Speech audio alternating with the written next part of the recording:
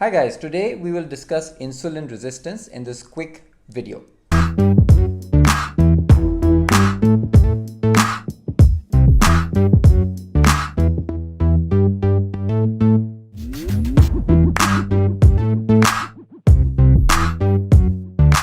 Insulin resistance is getting more and more common as a metabolic condition which people are trying to treat nowadays. So what is insulin resistance? There's a lot of misconceptions and I'll quickly cover that. Let's say you eat an apple and you need 1 unit of insulin to process all the energy from that apple. So that apple converts to glucose. To process that glucose you will need insulin. So you need 1 unit of insulin.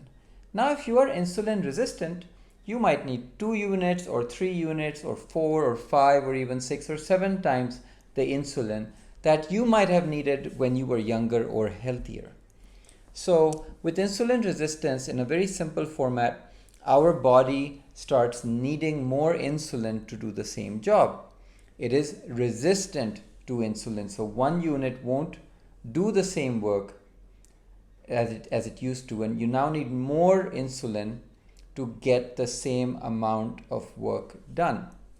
Insulin resistance will make you retain weight, and it's kind of a key to a lot of metabolic diseases. So if you have insulin resistance, if you fix that will fix a lot of your metabolic issues. Hope this is helpful. If you liked it, hit the like button.